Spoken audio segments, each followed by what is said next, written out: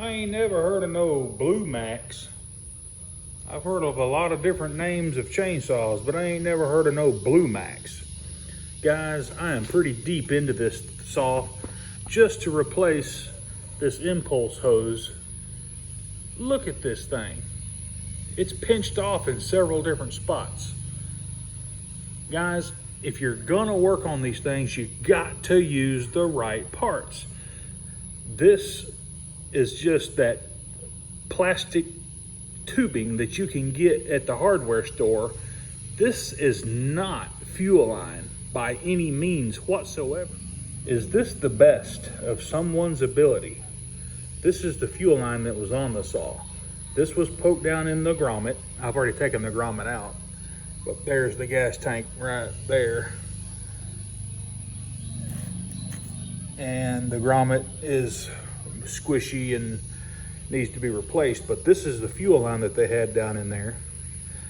And it broke off, I guess, flush with that fuel grommet. So they just took a piece of, well, I don't know if we even know what it is.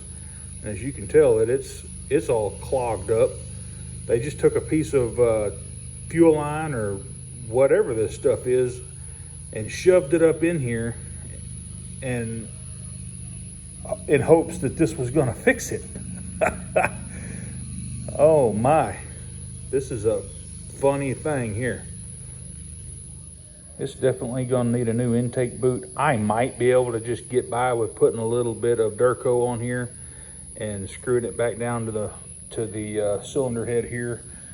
But I don't like doing that, guys. I mean, I don't even know if I can get parts for this thing since I've never even heard of a Bluemax. What is this thing? Is this a knockoff Husky or what? Who makes this darn thing? Somebody's definitely been in here because they took a whiz wheel and made them some slots to adjust the carburetor and just murdered this carburetor.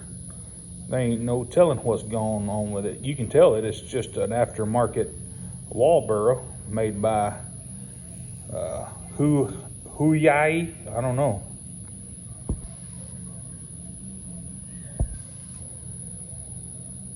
Wow, look at the garbage and trash in that fuel inlet screen. Didn't even have a fuel filter in the tank, just some line shoved down in the bottom.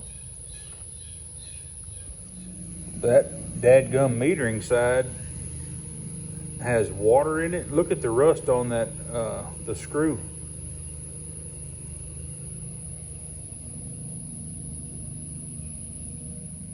This old saw ain't hurt. It's got a couple of scuff marks, which, you know, that's normal, but the cross hatches in the cylinder are still there from the factory.